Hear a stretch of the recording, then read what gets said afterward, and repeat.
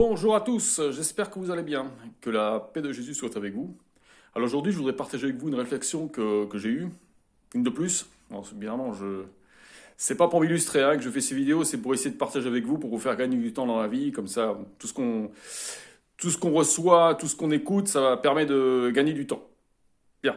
Alors j'ai réfléchi parce que moi, je donne toujours une approche rationnelle au spirituel, au religieux, c'est-à-dire j'essaie de créer une confluence, comme je l'ai déjà dit dans une de mes vidéos, je crois.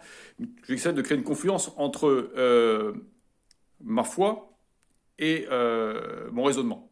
Il faut toujours raisonner, faut jamais accepter quelque chose sans raisonner. Moi, pour ma part, je raisonne. Bien.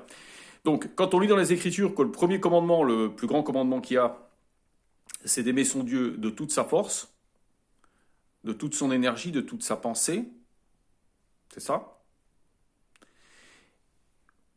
Qu'est-ce que je me suis dit? Je me suis dit que finalement, le maître que vous allez avoir dans votre vie, c'est la personne, c'est le sujet, c'est le je ne sais quoi vers lequel vous allez diriger vos émotions. Votre temps et vos émotions. Là où vous mettez votre temps et vos émotions, là va être le maître de votre vie. Là vont être les fruits de votre vie. Donc il faut en permanence que vos émotions soient dirigées vers le Christ, vers Dieu, tout le temps, en permanence.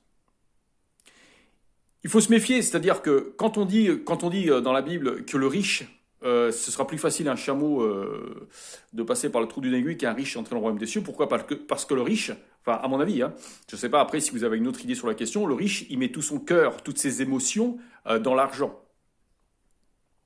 Et c'est à cause de ça que comme il met tout son cœur et toutes ses émotions dans l'argent, il oublie de le mettre en Dieu.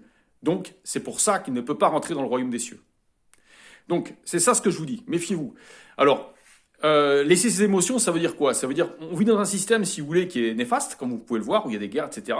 Mais c'est un système qui se nourrit autant des émotions positives, c'est-à-dire des gens qui vont être en faveur de ce système, que des émotions négatives. Tout ce qui est positif ou négatif, les émotions, qu'elles soient positives ou négatives, vont entretenir la chose vers laquelle elles sont dirigées. C'est-à-dire, même si vous détestez quelqu'un, sans le savoir, vous le renforcez. Vous faites de lui le maître de votre vie. Donc ça sert à rien de détester un système. Ça sert à rien de détester quelqu'un, vraiment, qui vous insupporte, qui vous fatigue. Ça peut arriver qu'on en ait marre de quelqu'un. On n'arrive pas à s'en défaire, on se sent mal et qu'on éprouve un manque de patience générale et un énervement. Donc dans ces conditions-là, ce qu'il faut faire, c'est au lieu de détester, c'est d'orienter vos émotions vers Christ, vers des choses positives, vers la nature, mais le mieux, c'est de l'orienter vers Dieu. D'accord?